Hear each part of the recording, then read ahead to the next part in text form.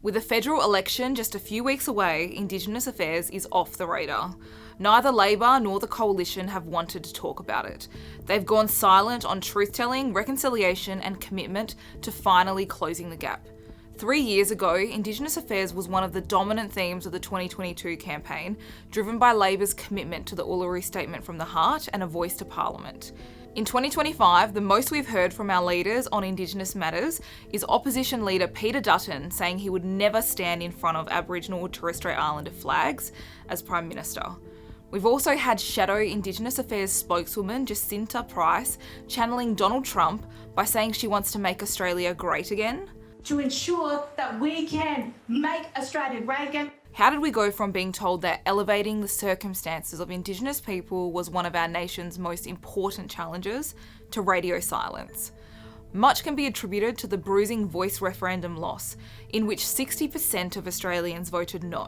In the referendum's wash-up, we were told not to interpret the loss as a sign non-Indigenous Australians didn't care about the disadvantage and discrimination that First Nations people face. We were told that they only disagreed with the model proposed. But the major parties' complete refusal to engage on these issues indicates they believe the former option. There's no votes in it, so why bother?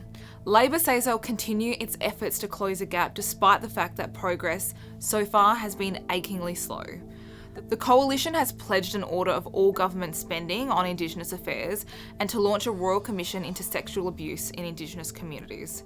There's no promises for meaningful structural reform from either side, no big thinking to address disadvantages and gaps in the system. It's important to note that the voice to Parliament was only one element of the Uluru Statement from the Heart. The referendum defeat shouldn't mean other elements, the creation of a truth-telling commission and a treaty, are abandoned. In fact, it's right now, after the loss of the voice caused so much heartache among Indigenous people, that we need a strong action and brave thinking on Indigenous affairs more than ever. Aboriginal people are used to being used as political footballs, our lives held up for ridicule when it's politically convenient. What's almost as damaging is being ignored and neglected. Here in WA, we have 16 federal electorates, but only 2 candidates have identified as Aboriginal. Eric Haywood from the Greens Party is running for Tangney, while Jason Hunter from the Indigenous Party of Australia is running for Durack. Eric Haywood is a proud Noongar man and the first Aboriginal person from the southwest of WA to obtain a law degree from the University of Western Australia. He's a passionate supporter of truth-telling, anti-discrimination and environmental health, especially when it comes to the Canning River. Jason Hunter is a proud Nikinya Nulnul Warama man from the West Kimberley who is driven by a deep commitment to protecting Indigenous land, culture and communities. He wishes to protect country from the threats of proposed fracking and believes that more genuine Aboriginal representation is needed in politics to address the root causes of systemic inequality.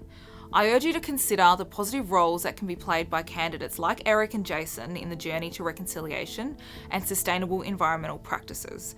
Thank you for watching this week's Paint It Black. Don't forget to subscribe so you never miss an episode.